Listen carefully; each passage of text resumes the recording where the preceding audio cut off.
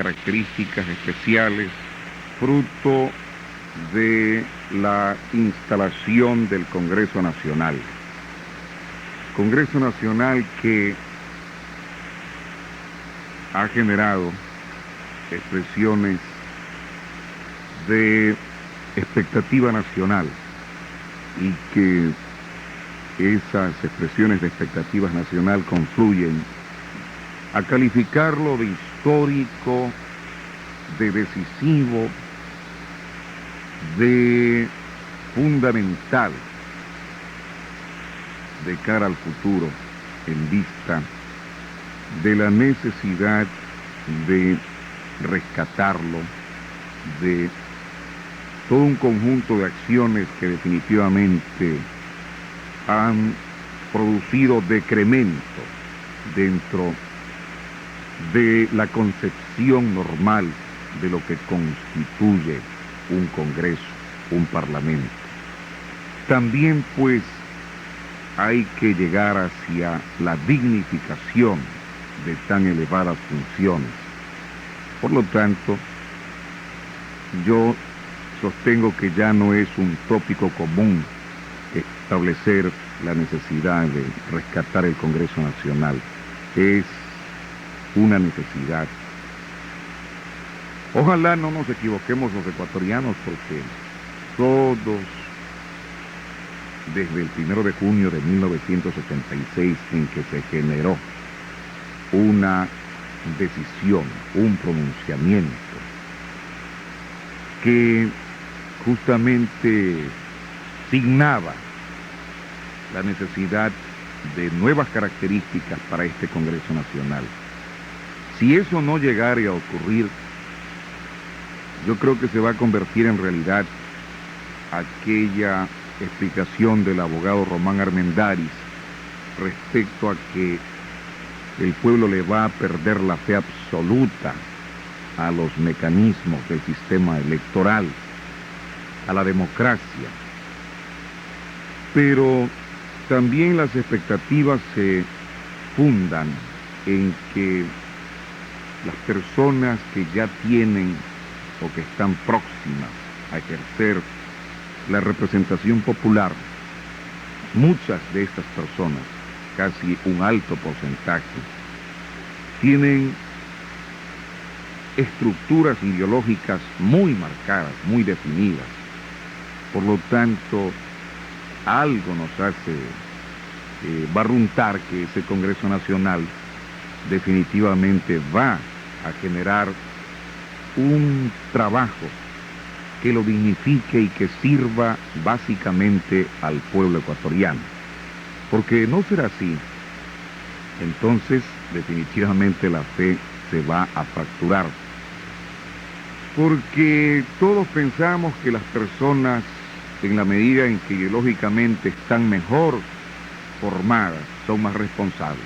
Es decir, la responsabilidad política frente al país aumenta en la medida en que las personas hacen gala de tener una fortaleza ideológica, de tener una cultura política, pues indudablemente más culpable es aquel que es acróbata, como decía el doctor Damerval, y que es acróbata porque simplemente llega a la función política con ánimo de figuración, de exhibirse y también de cotizarse. Yo creo que esto no puede ocurrir. Sin embargo, ya nos asusta un poco que el diputado del PRE, Roberto Dun, se desafilia de este partido. Esta noticia, por supuesto que nos causa algún grado de estupefacción, pero no creo que esto signifique definitivamente que ya nos encontramos ante la almoneda de las pasiones y de las peores pasiones.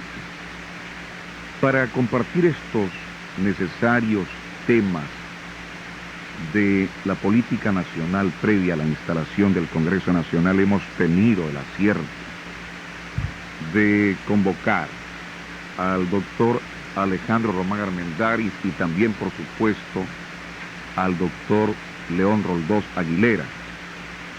Al doctor León Roldós, a quien ayer pues quisimos ver en una mesa redonda convocada por la universidad, pero no sé si es medio evanescente el doctor o no hubo la mesa redonda. Lo cierto es que lo buscamos ayer y nos fue difícil. Ahí había una incorporación de sociólogos.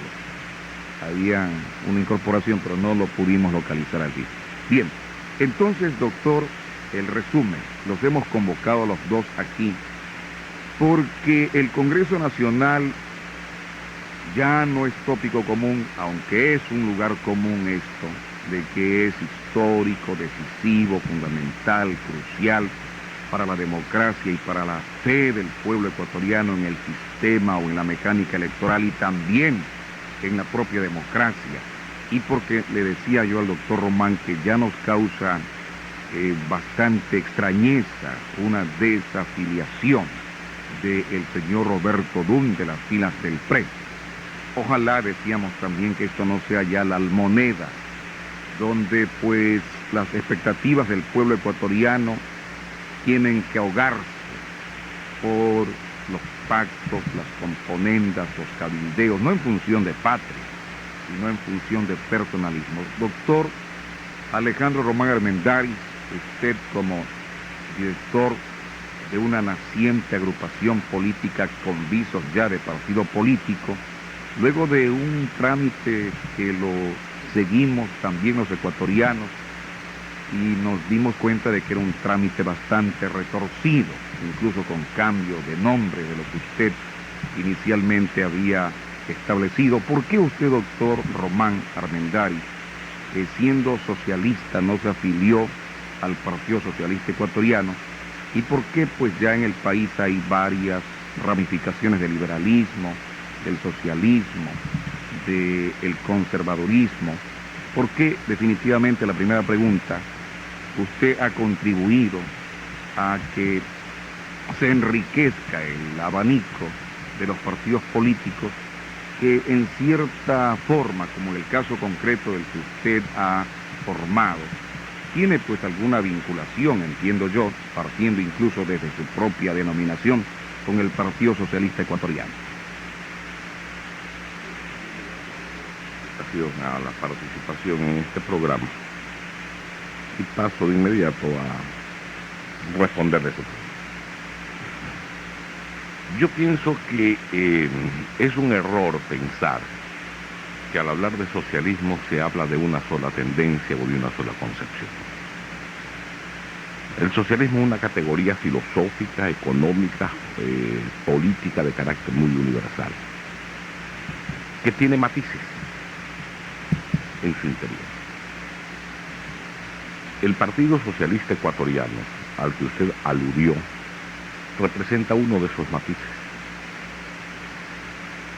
Y lo que representa el socialismo democrático como tendencia ideológica política en el mundo contemporáneo representa un matiz completamente diferente. Nosotros estamos planteando un esquema político para el Ecuador, una propuesta de programa de acción de gobierno y un esquema de desarrollo no basado en los moldes de la concepción leninista del socialismo. Nuestro proyecto político es nacionalista, democrático y popular. Por tanto, yo no creo que desde el punto de vista doctrinario haya una identidad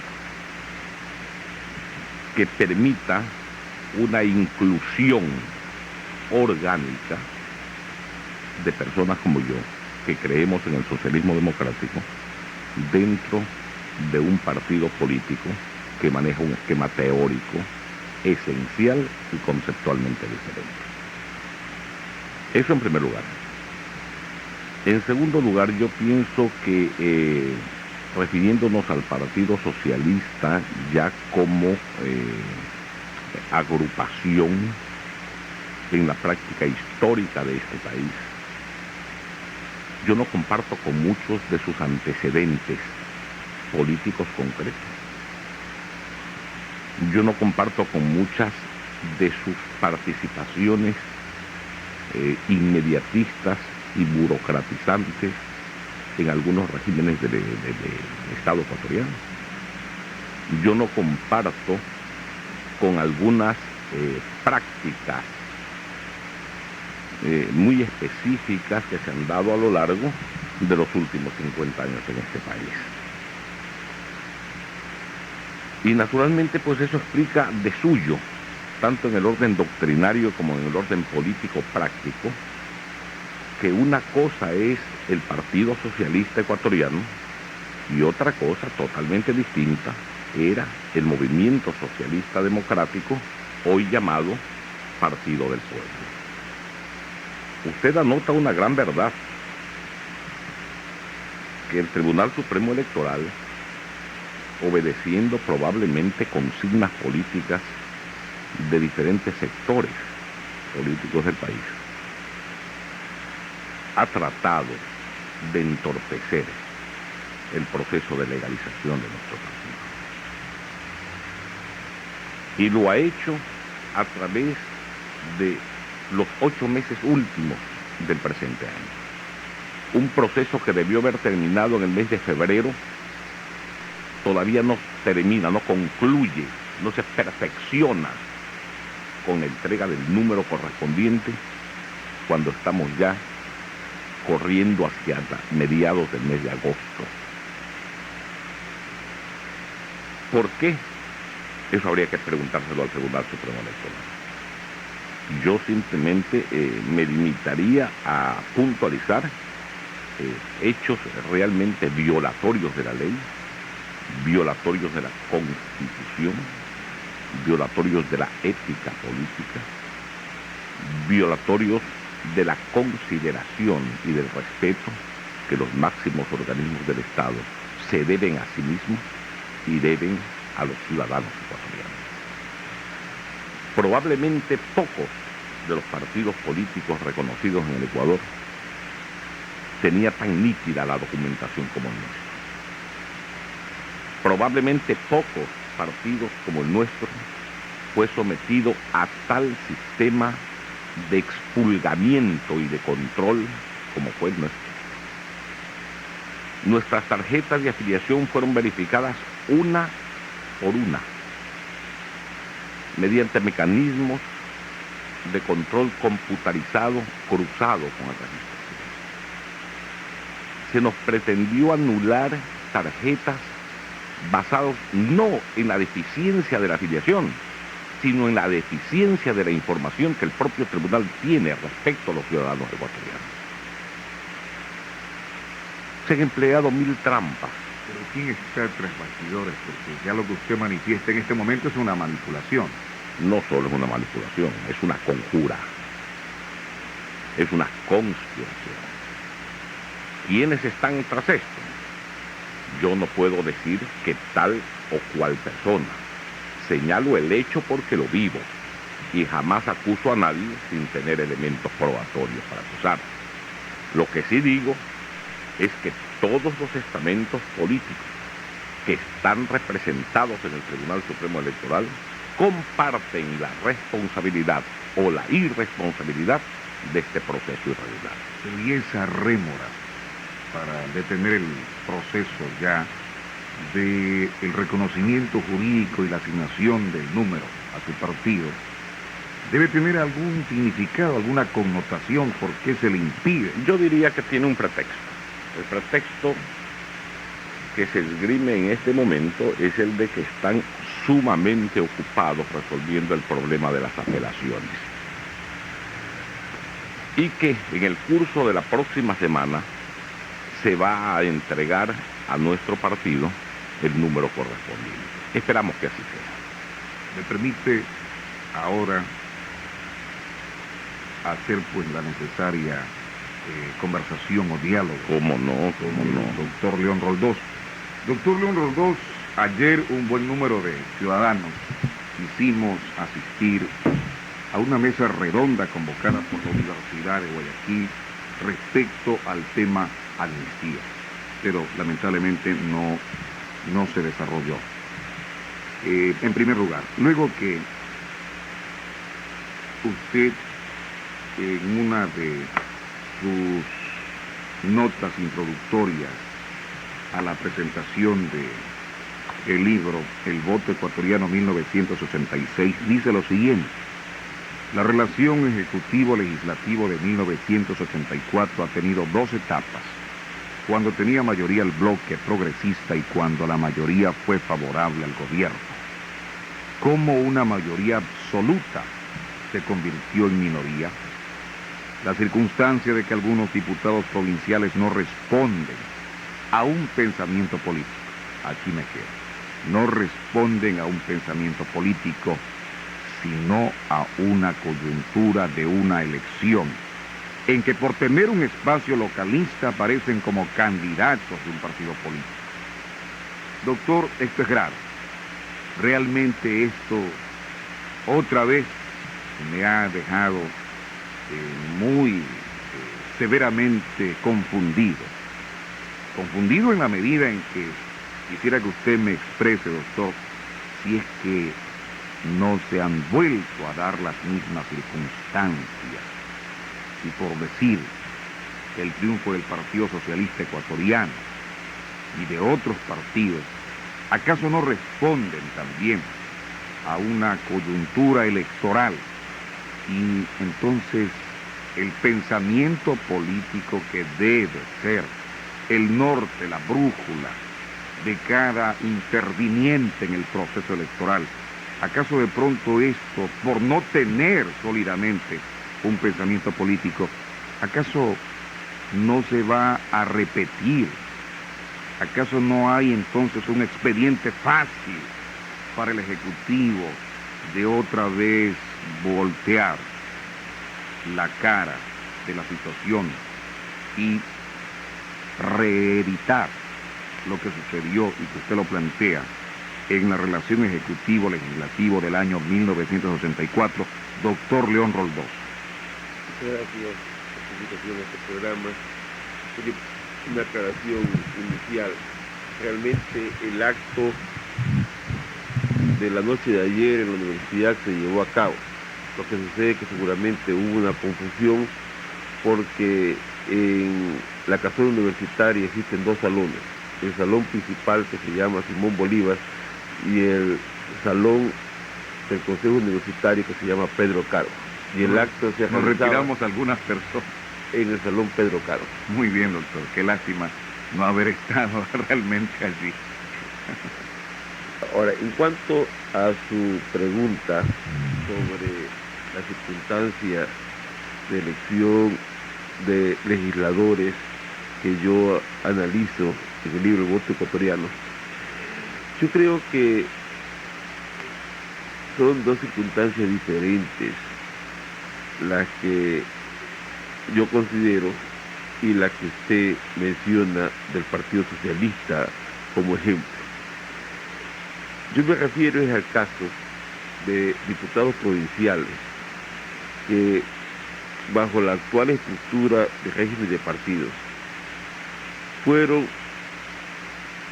posiblemente buscados por un partido político porque representaban un espacio localista, o ellos a su vez pudieron ser los que buscaron el espacio político para poder ser candidatos. Doctor, retiro el ejemplo del caso del Partido Socialista. Sí. Mejor lo dejamos en blanco, retiramos eso. No, pero creo que es importante analizar, ¿cómo no? Porque son dos aspectos, los dos coyunturales. Ya.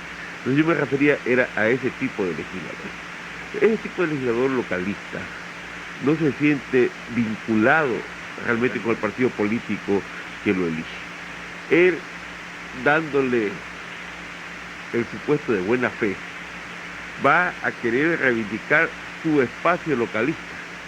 Y en un país que tiene una economía pública, un régimen fiscal centralizado, si un diputado quiere hacer presencia localista y no tiene acceso al Ministerio de Finanzas para obtener recursos y a los otros ministerios para obtener decisiones administrativas, ese diputado no puede reivindicar un espacio localista. Esto es dándole el crédito de la buena fe, pero realmente ya hay algo de desvergüenza política en la misma circunstancia de llegar en esa condición al Congreso. Y esa desvergüenza política se acrecienta cuando ya otros móviles, ya no es solamente el interés localista, ya es un móvil personal, entra a influenciar. Y en ese momento pues ya la cuestión es dinero más, dinero menos, tráfico de influencias, compensaciones o remuneraciones en bienes y servicios que recibe ese diputado localista.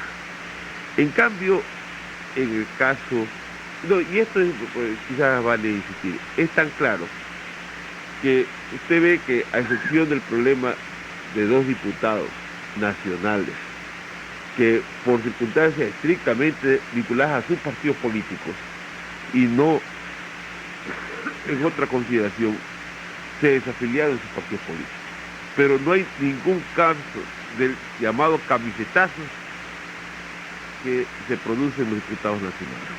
Todos los casos son los diputados provinciales. Y el caso del Partido Socialista que usted menciona, ya ese tiene otras características. Yo creo que el triunfo del Partido Socialista es verdad que no corresponde a una expansión del Partido Socialista en su presencia en el país. Es verdad que pesa mucho la condición de los candidatos. Supieron escoger candidatos en Imbabura, en Cañar, en Azuay, y fueron a ganador porque tuvieron muy buenos candidatos. Me refiero en términos electorales, porque también es de notar que en otras provincias el Partido Socialista, como otros partidos, tuvieron muy buenos candidatos, pero me refiero en términos electorales. Ahora, ¿dónde está la diferencia? Que yo personalmente sí considero que los diputados electos por el Partido Socialista responden a una posición ideológica. Y es entonces su presencia en el Congreso que esos votos coyunturales pueden convertirlos en votos que realmente respondan a una propuesta ideológica. Doctor, pero es que el caso del Partido Socialista nos preocupa. Y yo tengo muy buenos amigos del Partido Socialista, como tengo de otros sectores políticos. Pero este partido nos ha hecho detenernos en el examen del repunte en cuanto a la mecánica electoral, en la medida en que fue el primer partido político donde puso sus pupilas, donde abrió intensamente los ojos el señor ministro de Gobierno, el primero en recibir el cordial, atento, generoso, bondadoso llamado del señor ministro de Gobierno, a quien parece le encanta convertirse en puente entre el gobierno y los sectores políticos de oposición. Entonces, o el señor ministro de Gobierno, con bastante talento político, ha tratado de echar cierta sombra de duda respecto a la firmeza de convicciones políticas del Partido Socialista, o es que realmente el Partido Socialista es deleznable, recordando la historia del país respecto a las colaboraciones, entre comillas, de este partido con los gobiernos de turno, doctor. Yo lo voy a comentar un hecho, creo, demostrativo de lo que yo pienso al respecto. Mi apreciación sobre lo que usted señala de declaración del ministro de Gobierno. Yo, ni almorzando, ni no almorzando, no tengo diálogos políticos con las altas autoridades de este gobierno. ¿No aceptaría almuerzo? No, aceptaría en un momento determinado discutir problemas nacionales. Sin almuerzo. Pero creo que los almuerzos, hablando de los problemas nacionales, no compromete. Pueden indigestarse uno con los almuerzos, tan graves son los problemas nacionales. Entonces, pero a veces hay encuentros casuales, reuniones abiertas, y me sucedió encontrarme con el ministro de Gobierno y con dirigentes de varios partidos políticos en una reunión en la ciudad de Quito, en que a directivos del Partido Socialista ahí presentes delante de directivos de otros partidos también de oposición, le expresó públicamente el ministro de gobierno su simpatía personal. Dijo, yo quiero que que ustedes entiendan que lo que les dije en las declaraciones públicas es lo que yo siento. Y yo le hice la broma al licenciado Robles Plaza, si realmente ese afecto lo tiene, justamente no lo declararía, porque te llevaría a tener una relación que demuestre no comprometer una línea de partido. Yo creo que fue una habilidad política de generar una duda en términos de buscar decisiones dentro del bloque progresista. Doctor, leímos su carta de desafiliación al partido Pueblo, Cambio y Democracia.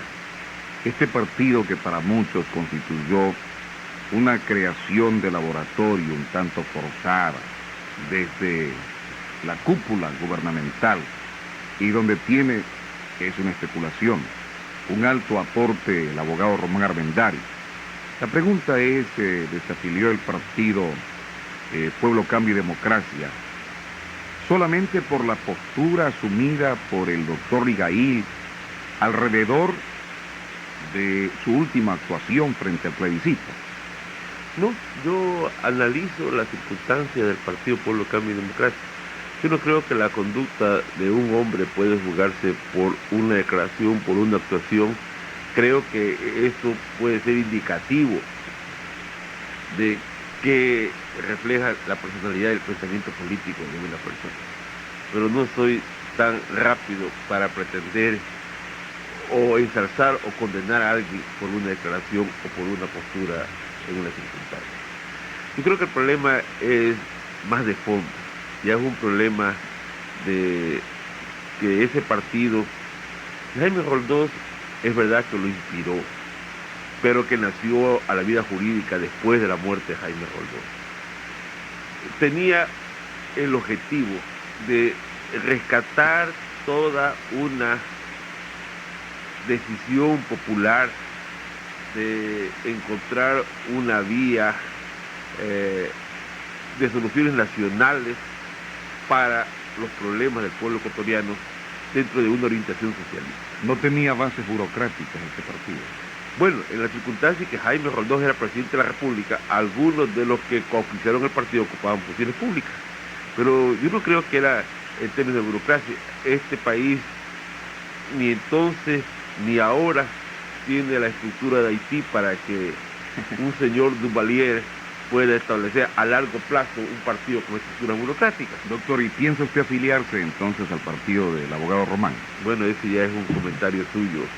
Y con todo respeto para el abogado Román, yo creo que el problema político del país tiene que verse más allá de sentirse que siempre hay que estar metido en un partido político. En las circunstancias... ¿Se mantendrá en barbecho? No, yo no creo que tampoco eso se puede afirmar. Yo creo que hay una buena oportunidad de seguir un trabajo que ya lo hemos venido realizando.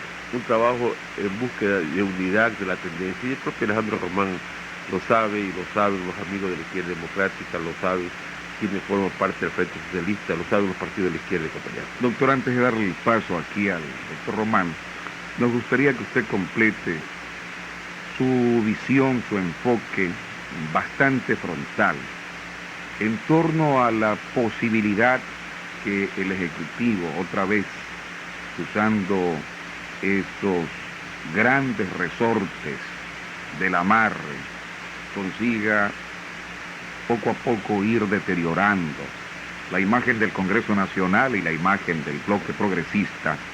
Usted manifestó algo muy importante, doctor, en el lanzamiento de este opúsculo político, diciendo que ciertos partidos del bloque progresista habían confundido lo que significa preservar la democracia, mantener la democracia, con una carencia de firmeza. Es decir, usted atribuyó que no existió en ese entonces, hablamos del período 84, la suficiente firmeza como para hacer respetar la autonomía de las funciones.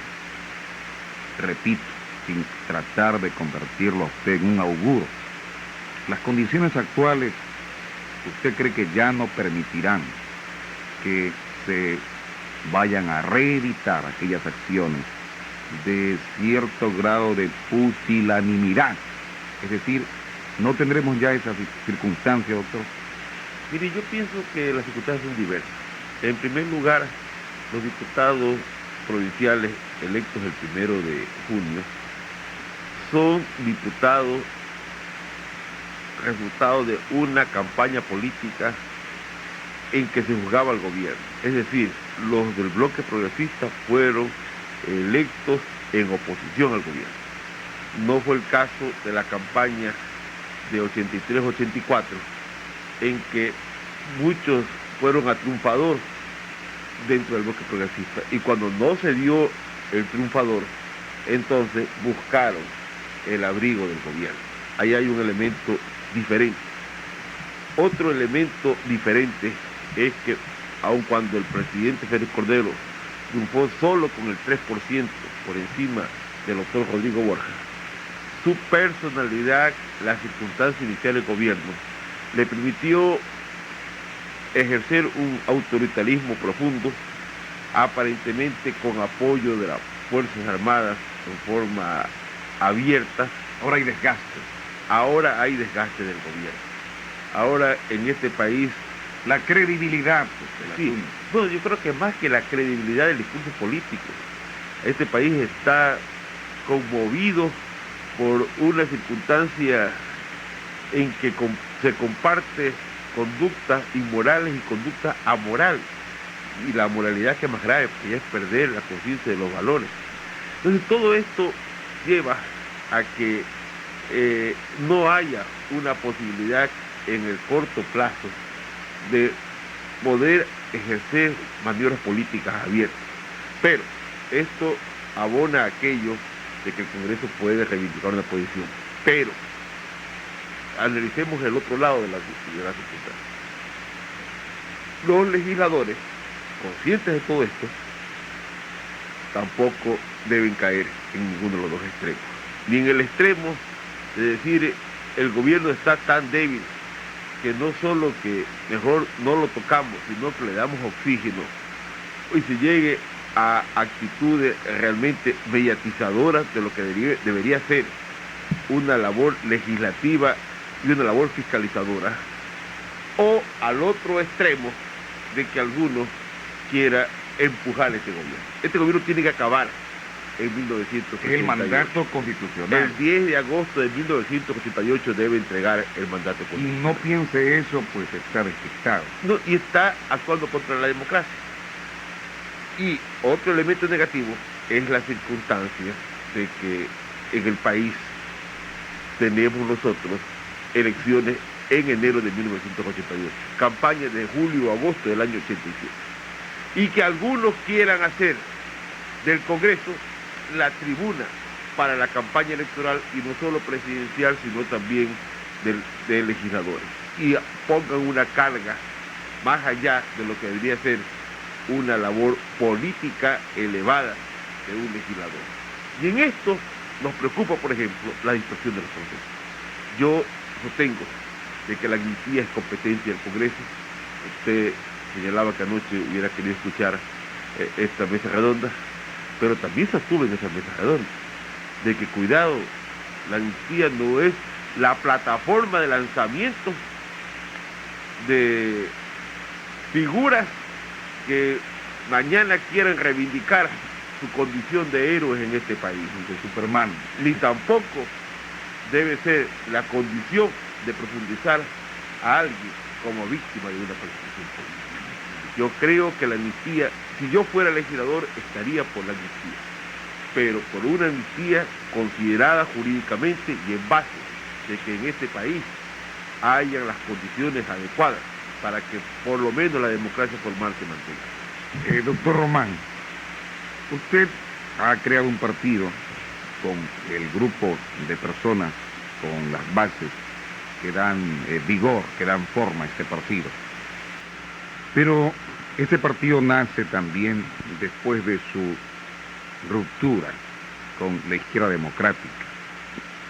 Esto quiere decir que el doctor Román debe tener necesariamente alguna opinión en torno de, yo no creo tanto en el ideario de izquierda democrática, sino de los conductores de este partido político, teniendo a la vista que también se especula que su líder máximo, el doctor Rodrigo Borja, aspira a convertirse otra vez en la persona pues que llega a las elecciones del año 88 en calidad de aspirante a la presidencia de la República.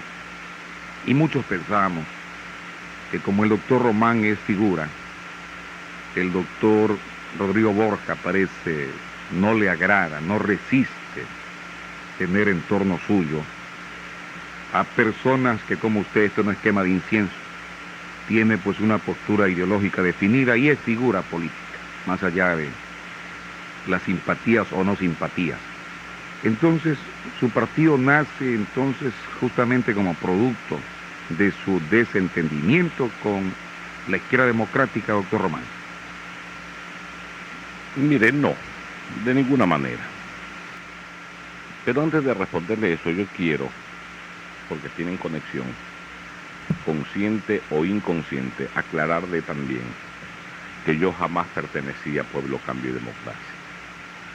Se ha introducido aquí una especie de espíritu de perturbación en esta... Usted era inspirador. Yo ni he sido inspirador, ni soy ideólogo, ni soy intelectual, ni soy criptointelectual, ni preintelectual, ni subintelectual. Yo soy un ser humano que siento y vivo mi país, y eso es todo, como lo hacen millones de ecuatorianos cotidianamente. Pero la maledicencia de ubicarme dentro del PSD, no porque yo tenga específicamente nada contra el PSD o contra ninguno de los partidos políticos del Ecuador como tales o de sus dirigentes. Pero la pretensión de ubicarme allí simplemente no responde a la realidad y la rechazo como un hecho absolutamente falto de objetividad y de verdad. Por supuesto, hice alguna contribución amiga en el plano de la discusión ideológica y en el plano de la discusión programática y estatutaria, en el presurgimiento del partido Pueblo, Cambio y Democracia. Hasta ahí llega A su aporte. título absolutamente personal, con un amigo al que sigo queriendo pese a su muerte, que fue el doctor Jaime Roldosa Guerrero. Dejo aclarado esto para que no queden antecedentes perjudiciales, malévolos o malintencionados. En segundo lugar, debo indicarle que el Partido del Pueblo, que me honro en dirigir, de ninguna manera responde a un desprendimiento de la izquierda democrática, ni a una confrontación personal con el doctor Borja o cualquier otro dirigente de ese partido. Yo respeto profundamente a la gente en sus puntos de vista cuando son honrados. Yo respeto las identidades doctrinarias de cada persona aunque no las comparta. Yo respeto las posturas ideológico-políticas de las agrupaciones, porque incluso nuestro propio partido, el Partido del Pueblo, es un partido que en eso caracteriza y jerarquiza uno de los grandes principios del socialismo democrático, como es la pluralidad ideológica. El Partido del Pueblo no surge de un resentimiento, no surge de un distanciamiento, ni surge de una confrontación personal, ni surge del celo o carencia de celo que usted le atribuye al doctor Borja respecto a otras figuras, uso el término por usted empleado, que pudieron haber estado o no estado en la izquierda democrática. El surgimiento del Partido del Pueblo surge de una necesidad histórica.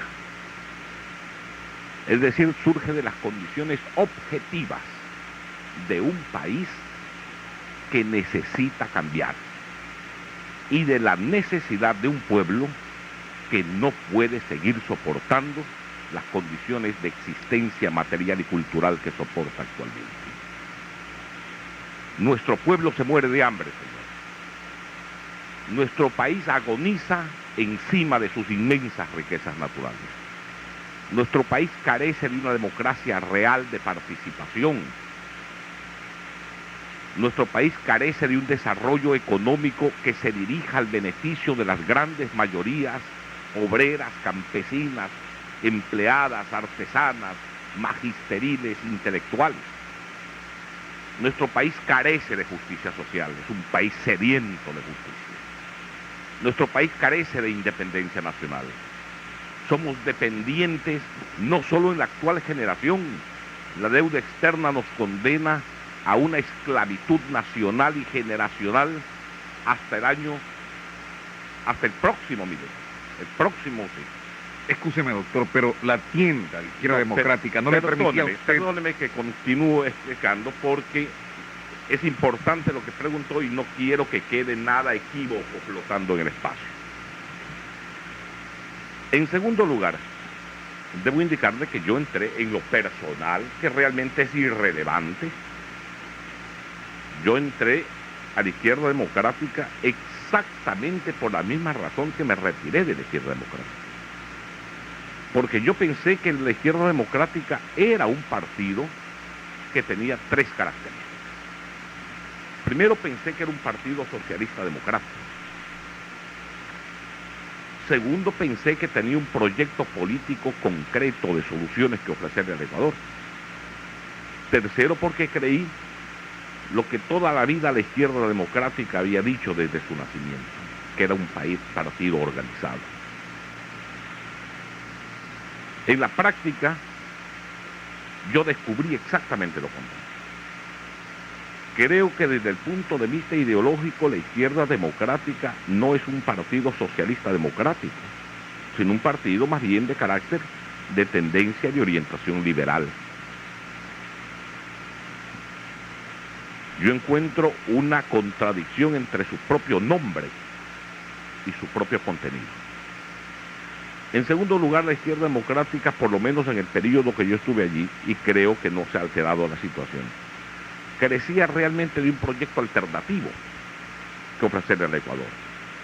Esta incomprensión histórica para ofrecer un proyecto alternativo de soluciones a los problemas concretos de la gente es una, no la única, es una de las razones del revés electoral del año 80. Un partido organizado. Y en tercer lugar, la Izquierda Democrática dista de ser una organización política organizada. Es un partido electoralmente organizado. Y yo hago una clara distinción entre lo que es una organización política y lo que es una organización electoral. La organización política es una organización estable, estrechamente vinculado a la búsqueda de soluciones a los problemas permanentes de la sociedad. Porque la política en el fondo es eso. Y lo señalo porque quiero rescatar el concepto de la política. Pero y no de esto no sufren los partidos ecuatorianos, de lo que usted está marcando. Es decir, usted marca una realidad grande, catedralicia. Dice usted que este partido, que aparentemente es el más organizado, no lo es políticamente, sino desde el punto de vista electoral. Mire, este programa responde a eso. Usted me preguntó qué tiempo estábamos aquí, y yo le he dicho 4 meses. Y aquí a la gente le parece extraño, raro, que se haga un programa de opinión política, porque hay programas deportivos que duran 15 y 20 años. El deporte se lo hace todos los días, y yo pienso que la política es consustancial al hombre. Entonces me interesa hacerle el corte aquí.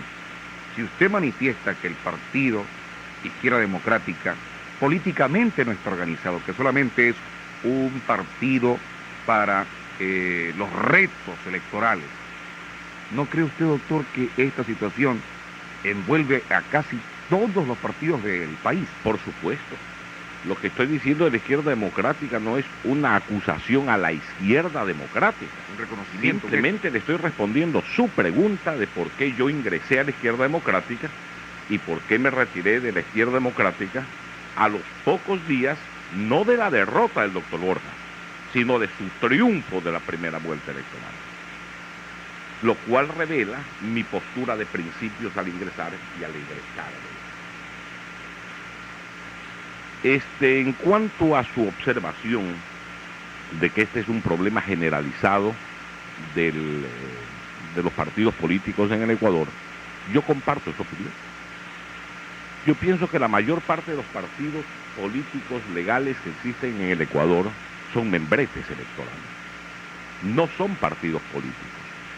Y aquí se responde su pregunta inicial, cuando usted decía por qué se crea un nuevo partido al fundarse el Partido del Pueblo. Yo le digo que el Partido del Pueblo no es un partido más, es un verdadero partido político. Yo no creo que hay exagerado número de partidos políticos en el Ecuador. ¿Usted es el caudillo?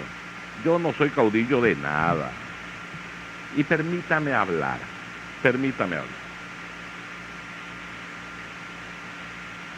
Les decía que en el curso de la práctica, los partidos políticos naturalmente carecen de una gran identidad ideológica, carecen de una gran precisión diferencial que singularice a uno de otro en un proyecto político. Y por último, carecen de una organización política estable. Yo no creo, le decía, que aquí hay exagerado número de partidos políticos.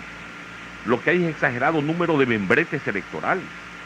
Y lo que faltan precisamente son auténticos partidos políticos.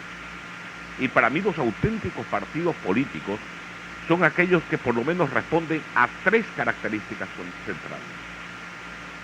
Primero, tienen una ideología clara, porque no puede haber partido político carente de ideas. En segundo lugar, debe haber un proyecto político de soluciones viables a ofrecerse a la sociedad ecuatoriana para resolver los problemas comunes de nuestro pueblo.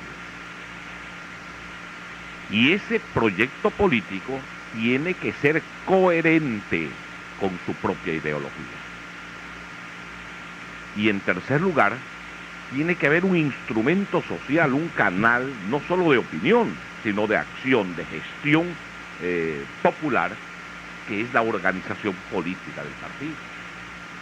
Si no se dan esos tres requisitos, yo me pregunto qué clase de partido podrá ser el que no tiene una ideología, el que no tiene un proyecto político o el que no tiene una organización política. Podrán ser colectividades inorgánicas, podrán ser conglomerados desconceptuados y despolitizados, rebaños manipulados y manipulables en el mercado electoral, pero no son hombres que van a responder a un proyecto guiado por una concepción. Además, y creo que para terminar la respuesta a su pregunta, debo decirle que sería muy saludable, porque no se trata ni de reducir ni de ensanchar el número de las colectividades. Se trata simplemente de robustecer el sistema democrático, permitiendo que existan solo los partidos que reúnan las características mencionadas, aunque no las compartamos, pero que tengan una concepción ideológica, que tengan un proyecto político y que tengan una organización social. Solo entonces el sistema aún, el que mencionaba el doctor Roldós, el sistema de democracia formal saldrá robustecido. Pero yo no me explico, por ejemplo, en qué medida es saludable a la democracia ecuatoriana, aparte de ser un aporte a la confusión general, el que existan partidos legalmente que han muerto ya en el seno de la sociedad, que no responden a la voluntad de un pueblo y que no son capaces de entender la coyuntura ni la estrategia histórica de este país. si han muerto en el seno del pueblo, deben también morir en el seno de la ley. O sea que para usted la democracia no comienza en una campaña electoral y no se cierra luego de esa campaña electoral. No entiende así la democracia. No entiendo así la política. Para mí el concepto de democracia es otro concepto inmensamente más rico. Así es. Yo no creo que la democracia esté limitada, por ejemplo, al concepto liberal ni al modelo de democracia formal. Yo no creo que hay democracia solamente porque una vez cada 4 años se elige un presidente. Yo no creo que haya democracia solamente porque rija un librito que pocos conocen y que se llama Constitución Política. De acuerdo, del o sea Estado. que no es tan sinalagmático eso de que vivimos en régimen eso responde a un constitucional y una cosa es la democracia. Para mí una cosa es la constitucionalidad y otra cosa es la democracia. Una cosa es el presidencialismo y otra la democracia. Una cosa es el parlamentarismo y otra la democracia. Para mí la democracia es un estilo de vivir, una forma de ser, una sociedad que sea capaz, responsable, feliz, progresista, donde sus niños no se mueran porque no tienen una vacuna de Doctor, azúcar. permítame una cosa, o sea que puede existir un régimen constitucional y en este régimen de pronto la democracia no existir. Puede haber un régimen constitucional y sin embargo ser antidemocrático. Del mismo modo como puede haber un gobierno que no sea democrático por la elección, pero que sí sea democrático por el contenido. Yo le propongo un ejemplo histórico de nuestro país. Vamos. Yo le pregunto, ¿qué es democrático? La Constitución que puso en vigencia el doctor García Moreno y que exigía para ser ciudadano, para tener la calidad de ciudadano ecuatoriano, disponer de determinada suma de dinero, ¿eso es democrático? ¿O fue más democrático el gobierno de Eloy Alfaro, que no surge de una elección, sino de una insurrección? El ejemplo es clarísimo. Yo le pregunto, ¿qué fue más democrático? El gobierno dictatorial, porque no fue producto de una elección, del general Enríquez Gallo, que promulga el primer código de trabajo en el Ecuador para proteger y garantizar a las grandes mayorías despojadas y humilladas del Ecuador. Y otras leyes conexas, muy importantes. Sí, y otras leyes sociales. Así es. O el gobierno constitucional del doctor Arroyo del Río, que no firme el código de trabajo, sino el protocolo de Río de Janeiro. Es decir, que el concepto de democracia no es un concepto recíproco, para hablar en ciencia lógica, al concepto de constitucionalidad.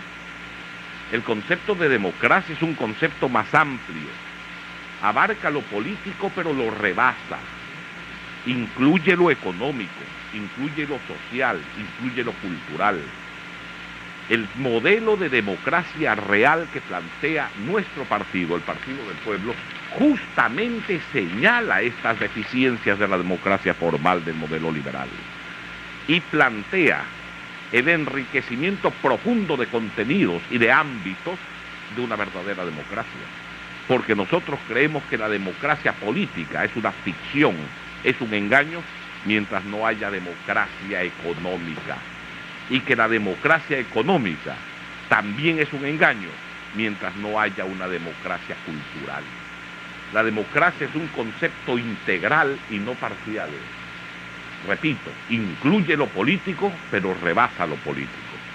La democracia es más que una forma de organizar el Estado, es una manera de vivir del hombre en una sociedad determinada. Bien, damos el paso ahorita al doctor León Roldós. Doctor León Roldós, usted conoce pues que estamos asistiendo los ecuatorianos a quién vamos a tener que entregar o quién va a ser el ganador de el gran trofeo de la inmoralidad. Usted conoce que el actual gobierno se defiende respecto a cada escándalo en la administración pública, diciendo pues que en el régimen anterior o en los regímenes anteriores también se han producido escándalos más o menos parecidos, lo que da a entender que la cuota de inmoralidad parece que se la están repartiendo. Esto, repito, a criterio del Ejecutivo, no solamente su gobierno, sino los gobiernos anteriores. El último escándalo, el de los cassettes, yo pienso pues que ya cubrió todos los límites, rebasó todos los límites de lo tolerable, a partir de un hecho monstruoso, detestable, abominable, de tener que ser intervenido cada ecuatoriano en su vida muy personal, muy privada. Esto pues ha sido elevado a la categoría de escándalo político. Hay grabaciones, hay dichos, hay expresiones que han sido tomadas actualmente para tratar de descubrirle al país cómo se está llevando adelante los entendimientos entre los grupos y sectores políticos. A nivel de Congreso, realmente se están, desde el punto de vista de los cassettes, se están subastando los cargos, se están subastando los criterios orientadores de la función de la legislatura, y a nivel seccional, por supuesto, que la municipalidad resulta ser un botín político. Doctor, ¿cómo poder tratar de echar luz, de discernir entre esta aparente cuota de inmoralidad que definitivamente pues no ha dejado a nadie en pie, doctor León Roldós? Mire, yo pienso que en esto de los cassettes, lo profundamente grave es como un gobierno que se supone es el que debe garantizar el orden jurídico en un país, hace uso público y desvergonzado de grabaciones que supuestamente responden a diálogo. Yo en esta circunstancia no valido una sola palabra de esas grabaciones. Puede ser cierto algún diálogo, puede no ser cierto, pero si un gobierno es capaz de públicamente decir que interfiere personas vinculadas con él, teléfonos aunque sea en Panamá, para ser utilizados por el gobierno, definitivamente también es capaz de hacer cualquier montaje de grabaciones. Así que yo... ¿Este artificio a dónde apunta, pues, doctor? ¿A dónde apuntaba? O sea, el artificio de las preguntas, de los cassettes. Yo creo que a suponer que del lado contrario del gobierno, pues también se maneja una corrupción generalizada. Pero yo no voy a declarar santo a nadie tampoco. No estoy dando bendiciones ni santificando a nadie. Yo creo que lamentablemente hay una serie de circunstancias que hace que se pierda credibilidad en expresiones, pero cuando ya se parte de un vicio, de un delito, de una infracción contra la moral pública, cuál es interferir la comunicación, pues puede ser creíble, puede no ser creíble, que quede en cada uno el contenido de esa grabación. Doctor, quería preguntarle algo. El ministro fiscal general de la Nación, el doctor Mordioni, ha expresado, esto es público, que efectivamente el remate de los carros es un delito, pero que él no encuentra delito, no existe delito a criterio de él respecto a la entrega de los vehículos a los funcionarios del Estado. ¿Qué opina usted?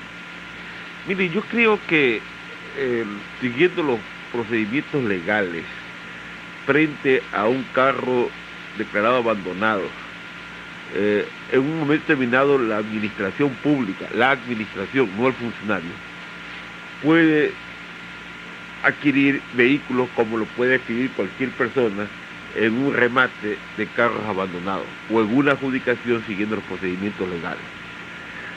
Pero el problema yo creo que no es ese. El problema creo que es, en primer lugar, que aparentemente los carros fueron quitados a algunas personas. Supuestamente en base de denuncias de Interpol de que los carros eran robados en Colombia.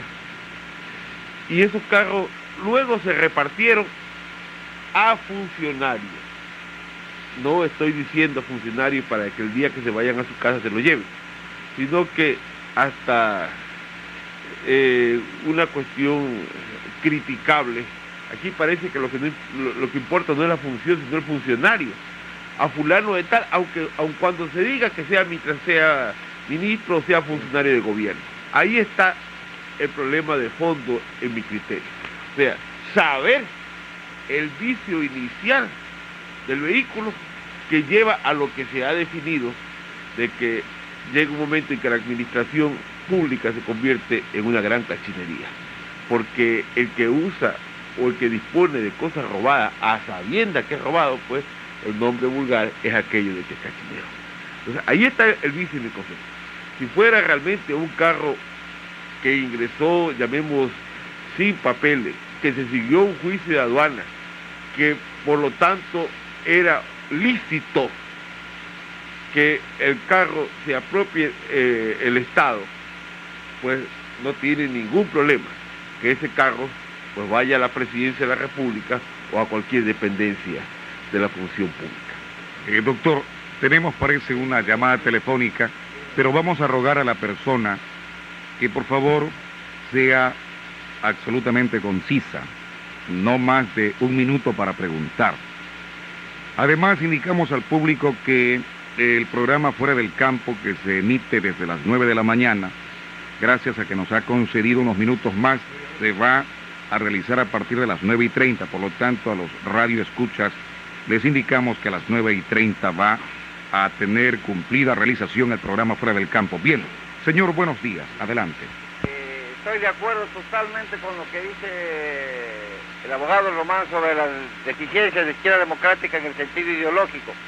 Pero a mí me parece que con la claridad que él tiene de las ideas, no hubiese sido mejor que él siga militando en la Izquierda Democrática para mejorarla y no dejar que vaya tomando desviaciones liberales como él lo señala, que haberse separado cuando él hubiera sido un factor importantísimo dentro del partido porque tiene capacidad, un hombre inteligente, y mejor les debería haber luchado dentro para romper esas deficiencias que también es cierto que existen, pero en cambio también existe una gran base, porque yo soy militante de la Izquierda Democrática, socialista consecuente. Esa es mi pregunta. ¿Por qué no se quedó en vez de ir a formar un partido que teniendo buenas intenciones, mejor podía haberlas hecho él dentro del partido, luchando ideológicamente adentro?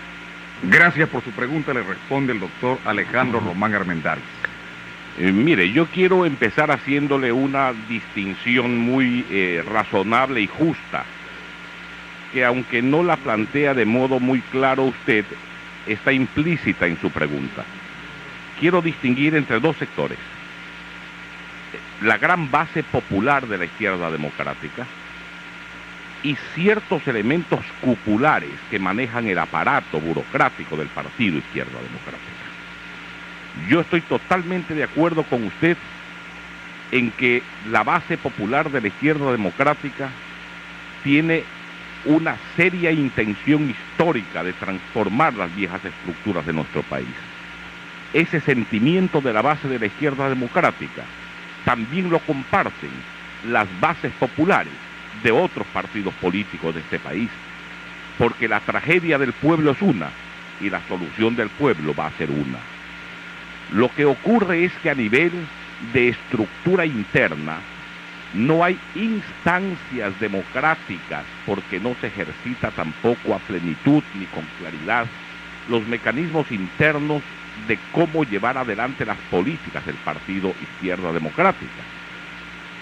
Y la orientación liberal a la que yo me refería no es realmente una orientación, y aquí probablemente en la universalización que yo hice está un error de comprensión de parte suya, del partido mismo, sino de quienes dirigen, lo orientan y le imprimen las respectivas determinaciones. El hecho de la imposibilidad de luchar dentro de la izquierda democrática radica simplemente en que la carencia de democracia interna y la carencia de instancias orgánicas claras hace imposible alterar el rumbo ideológico político de quienes cupularmente, de quienes en la cúspide de la organización partidaria dirigen y orientan sus políticas liberales. Quiero también dejar aclarado lo siguiente: yo concedo a los dirigentes de la izquierda democrática y a los dirigentes de cada partido político el derecho a ser liberales, el derecho a ser conservadores, el derecho a hacer cualquier cosa que yo no comparta. Ese es un derecho personal de ellos, pero corresponde a su base política aceptar o no aceptar los lineamientos impositivos que de alguna manera distorsionan los contenidos ideológicos del socialismo democrático. Doctor León Roldós, usted conoce ya de la desafiliación del doctor Dun Barreiro. Esto de alguna manera pone en evidencia lo deleznable que es de pronto el modo de atender el problema político de parte de los populismos. Evidentemente el PRE es un populismo. Usted, desde su punto de vista de político, cree, afirma, ratifica o rectifica aquel criterio de que el populismo es, desde cierto punto de vista, una especie de amortiguador, una especie de órgano de intermediación entre los avances que requiere el pueblo y las estructuras del Estado. ¿Qué es para usted el populismo, doctor León Roldós? Bueno, yo creo que el populismo no puede ser definido como una cuestión absoluta. Pienso que el populismo, la característica que tiene es actuar en base de reivindicaciones inmediatistas dentro de una sociedad. Y de allí que puede haber lo que se ha dicho vulgarmente, populismo de derecha, populismo de centro, populismo de izquierda. Por ejemplo, pan, techo y empleo. Yo creo que es una de las frases populistas más clarísimas. Que grafica el populismo. Dice todo y no dice nada. Pan puede ser que los ecuatorianos se coman un pan al día o que tengan un régimen de nutrición adecuado. Techo puede ser de que apenas tengan un plástico para no mojarse. O puede ser que tengan una casa. Y empleo puede ser o un trabajo industrial o arañarse para ganar unos sucres en el día. O que le paguen 200 sucres para asistir al meeting. Y usted posiblemente a priori no pensaría que la campaña del ingeniero Pérez Cordero fue una campaña populista, fue una campaña de corte populista, sobre todo la segunda vuelta. Entonces creo que ese es el problema del populismo. Una pregunta, doctor, ¿por qué el populismo es una flor silvestre que, por ejemplo, ha arraigado con intensidad en América Latina? Porque las necesidades inmediatas son tan urgentes, tan apremiantes, que lleva a una respuesta también inmediatista. Cuando hay sociedades que ya tienen una estructura más asentada, entonces hay un pensamiento más a largo plazo que un pensamiento inmediatista. Ahora, hablemos un poco de lo ideológico que usted quería tocar. Históricamente, y esto no solo problema de Ecuador, el populismo sí ha sido un freno para procesos políticos más claros, y sobre todo en América del Sur. ¿Ya? ¿Por qué? Porque muchas veces el populismo actúa en función de un hombre, pero los partidos populistas eran financiados por la competencia de ese hombre.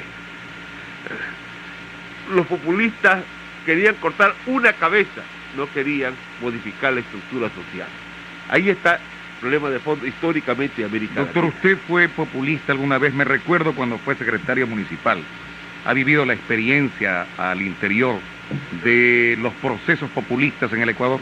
Bueno, yo fui secretario municipal, pero yo no fui afiliado a Concentración de Fuerzas Populares. Usted al abogado Román y al que habla nos está ubicando políticamente en casillero. Yo no fui nunca afiliado, yo fui un colaborador municipal durante 6 años y algo más, y trabajé en la municipalidad de Guayaquil las 2 veces que el señor Bucaram fue alcalde de Guayaquil. En la segunda ocasión fui secretario municipal. Trabajé también en otras administraciones municipales. Viví la administración municipal, no viví la acción política de un partido populista, que son dos circunstancias diferentes. De tal palo, tal astilla. No sé si esto sea conveniente atribuirlo a una relación familiar. El saliente presidente del Congreso Nacional ha exteriorizado su íntima satisfacción, y así algunas personas lo han reconocido en Quito, en un homenaje, que él es el campeón de las leyes, que 100 leyes remarcan, subrayan el trabajo del Congreso Nacional que acaba o está por concluir. La pregunta para el doctor Roldós, antes de ceder el paso aquí al doctor Román, es que si el trabajo del Congreso hay que medirlo de manera cuantitativa, porque si esto es de hacer leyes, bueno, pienso que lo que se trata es de batir un récord más, doctor. Yo no mido el trabajo legislativo por leyes, ni el trabajo ejecutivo por declaraciones, ni compro libros por metros lineales. Gracias. Bien, doctor Román, mire esto interesante desde todo punto de vista. Usted es analista político. El Partido Social Cristiano, antes de la primera vuelta en 1984, ya tenía, hablando en términos futbolísticos, tarjeta amarilla. Pues bien, había sido ya llamado la atención por haber tenido solo apenas el 5% en 2 ocasiones. Bueno, pues, doctor Román, ¿cómo se explica que ahora en este país sea la segunda fuerza política del país? Aquí hay clara evidencia de un personalismo. Bueno, eso se explica a través de muchos factores, en realidad. Es un problema en sí mismo para un debate prolongado y un análisis exhaustivo. En todo caso, pues, yo simplificaría la respuesta de la siguiente manera.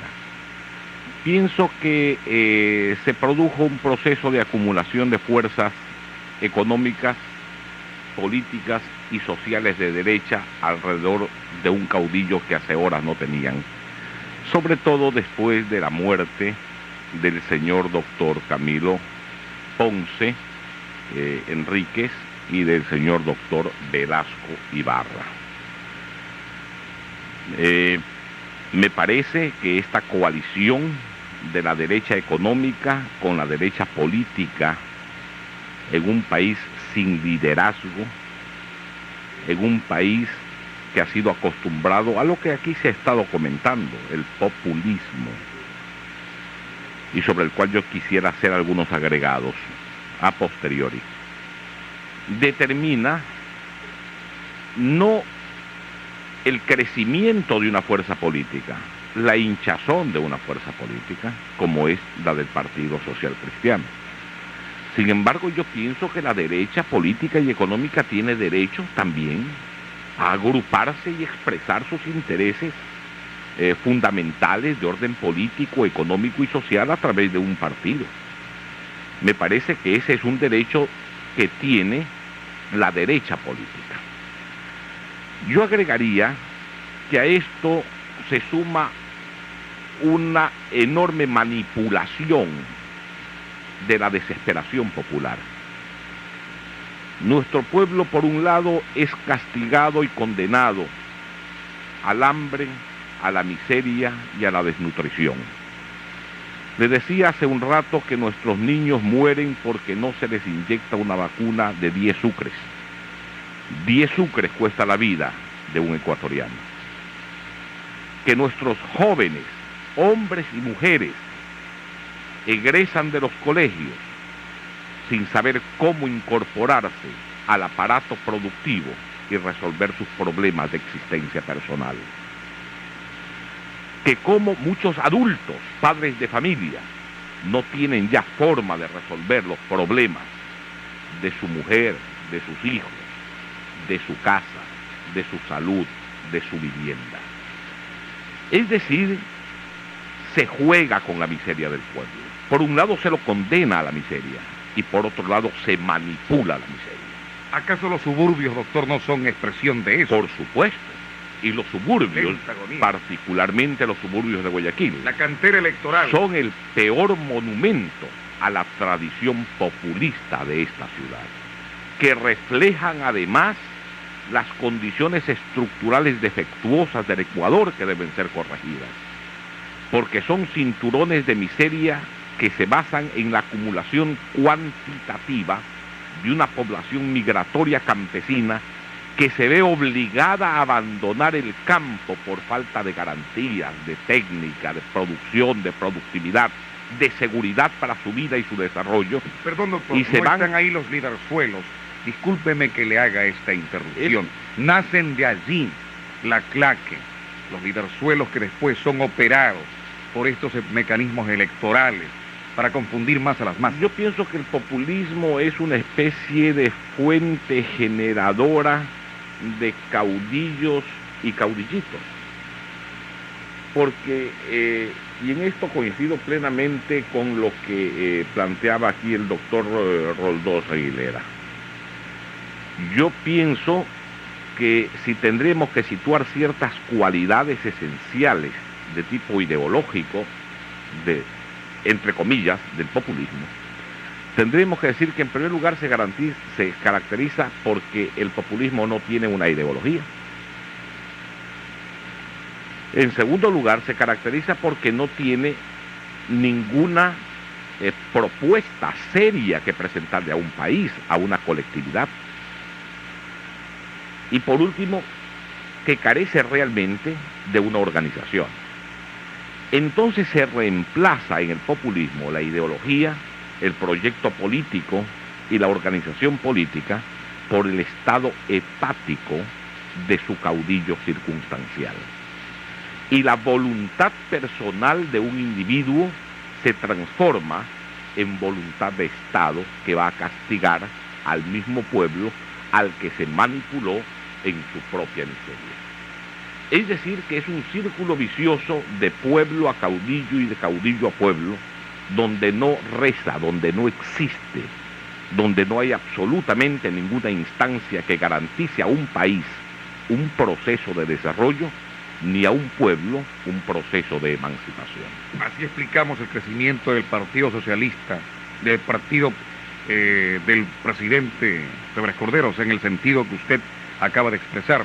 Evidentemente, el que hace en el proceso electoral manipula con una síntesis muy sentida, pero de tipo publicitario, que nuestro pueblo se muere de hambre y él le ofrece pan, que nuestro pueblo vive desguarnecido y él ofrece techo, que nuestro pueblo no tiene empleos ni trabajos y él le ofrece dárselos. Eso es manipular la desesperación, la angustia, el hambre, la miseria de nuestro pueblo. Pero por otro lado también, pienso que no solo hay que mirar unilateralmente el problema. Junto a esta manera de concebir, de enfrentar y de ejecutar la campaña electoral, porque estamos hablando de eso, la pregunta concierne a eso. En la segunda vuelta electoral, sin embargo, también hay que señalar los errores de quienes aparecían como contradictores políticos de Febres Cordero.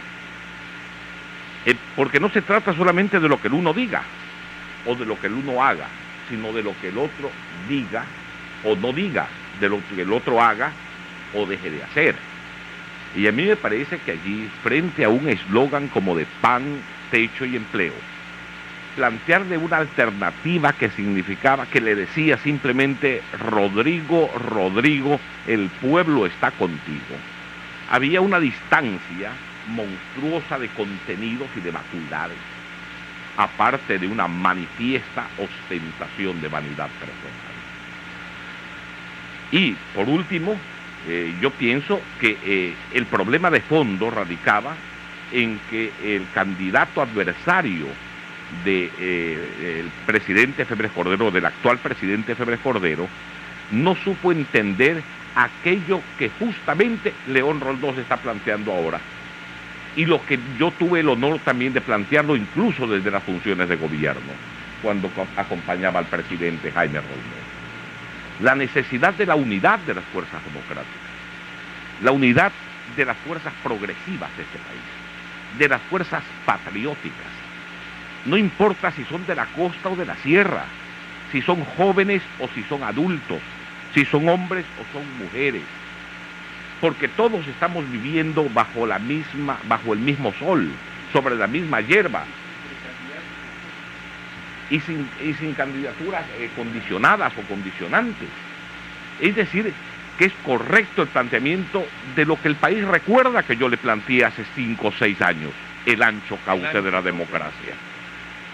Eso implicaba no solamente la gran unidad de las fuerzas democráticas en el orden político, sino en el orden social, porque pueden haber muchas personas que no estén integradas a un partido, pero que están viviendo en el sindicato la ofensiva de la opresión, en una asociación estudiantil, en un colegio profesional. Es decir, que no se trata de una causa política, se trata de una causa nacional para rearmar moralmente a nuestra patria y para devolver a nuestro pueblo la fe que ha perdido en la práctica de una politiquería que realmente encharca la conciencia nacional. Doctor León Roldós, para usted, sucede que el presidente de la República expresó hace algunos días que a él no le va a ocurrir lo que le aconteció al presidente Martínez Mera en torno a las interpelaciones. ¿Cómo hay que tratar de interpretar esta expresión del Ejecutivo frente al hecho que se avecina, porque el pueblo así lo ha expresado en las urnas, que hay que necesariamente interpelar, que hay que fiscalizar, por supuesto sin que las interpelaciones constituyan un rosario de exhibicionismo político, porque ahí perdería eso ya fuerza? ¿Cómo interpretar las expresiones del presidente de la República en el sentido de que a él no le va a ocurrir lo mismo que le ocurrió al presidente Martínez Mera? Sí, para comenzar, estamos hablando de dos constituciones diferentes. La que regía en tiempos de Martínez Mera permitía aquello que se llamaba el voto de desconfianza. Con el voto de desconfianza... En cortas palabras, doctor, ¿qué espera usted como dirigente político de este próximo Congreso a instalarse? Su existencia garantiza por lo menos la continuidad de una estabilidad democrático formal. Pero yo no espero mucho. Ojalá el Congreso proceda con la suficiente sensatez y lucidez como para no caer ni en precipitaciones ni en omisiones que provoquen algún infarto al sistema democrático formal. Y ojalá nos permitan arribar al año 88 a una sucesión democrática tranquila. Yo no me hago ilusiones con el Congreso, pero tampoco soy de aquellos que condenan a priori las cosas. Sí quiero señalar que todos los partidos políticos legales del Ecuador, tal vez con alguna excepción, todos comparten el poder político del Estado. Unos en el gobierno, otros en el Congreso, otros en la función jurisdiccional. Por tanto, quienes comparten el poder también deben compartir la responsabilidad histórica ante nuestro pueblo. Ojalá sean leales a las necesidades de nuestra patria y ojalá sean consecuentes a los profundos y permanentes intereses de emancipación de nuestro pueblo. Finalmente, doctor León Roldós, ¿usted qué espera del Ejecutivo frente al actual Congreso? Si quiero señalar una aspiración, que el Ejecutivo y el Congreso, cada uno trabaje dentro de sus facultades constitucionales y que haya, por lo tanto, respeto mutuo, que el Congreso legisle y fiscalice y que el Ejecutivo no perturbe la marcha del Congreso. Pero eso es una aspiración. Ojalá que se cumpla. Ojalá que no se repitan las circunstancias que mancharon la vida legislativa de 1984 a 1986. Testimoniamos al doctor León Roldós y al abogado Alejandro Román Armendáriz nuestro reconocimiento muy especial por haber admitido mantener esta tertulia, este diálogo que pienso yo enriquece tanto a nuestro pueblo y fundamentalmente orienta ciertos criterios políticos. Doctores, gracias, buenos días amigos y hasta otra oportunidad. Se va a reproducir esta audición de 11 a 12 hoy. Gracias. Muchas gracias.